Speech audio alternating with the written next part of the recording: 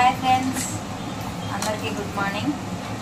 ఈరోజు బొమ్మడాయిల కూర అనమాట. చూడండి, చిన్న చిన్న ముక్కలు కట్ చేయించుకొచ్చేసారు. దీనిలో పసుపు, ఉప్పు, పెరుగు వేసి కలుపుతున్నాను, స్మెల్ రాకోకుండా.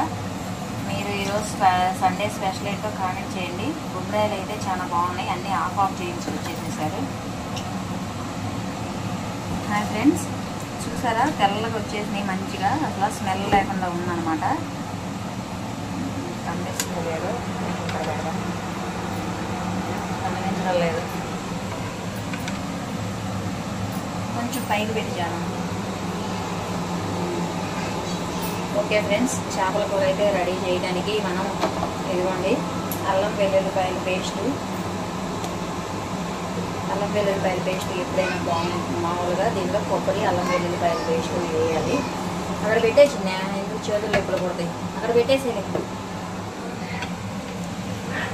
అల్లం వెల్లుల్లిపాయల పేస్టు, ఉప్పు, కారం పెట్టించింది, కొంచెం పైకి ఎత్తి లేకపోతే.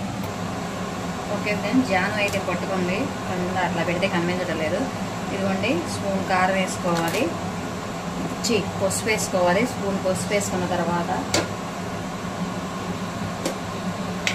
కారం మేమైతే ఎక్కువే తింటాం, మీరు ఎంత తింటారో తెలియదు కదా, మీ ఇష్టం. కారం వేసుకుంటే చాలా బాగుంటుంది.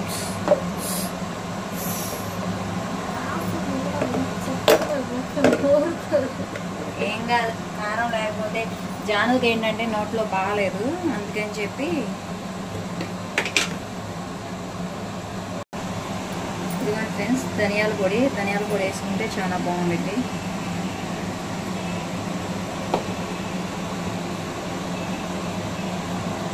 కొత్తిమీర.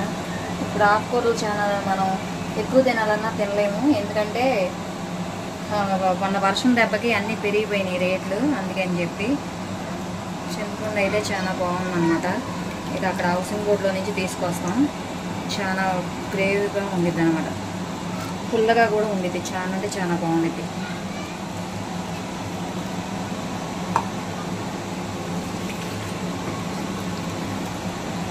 మీ ఇంట్లో నవరాత్రులు చేస్తున్నారా ఫ్రెండ్స్? మా ఇంట్లో అయితే వెంకట ఒక్కడే చేస్తున్నాడు నవరాత్రులు, మేమైతే చేయట్లేదు.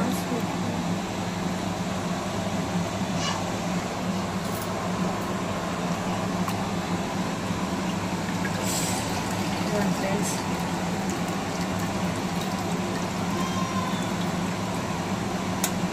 కారం తగ్గించేసాను ఈరోజు.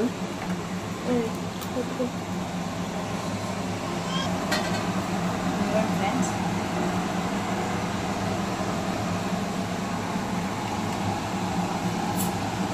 ఆయిల్ అన్నీ వేసేసి మంటేసేసేసాను.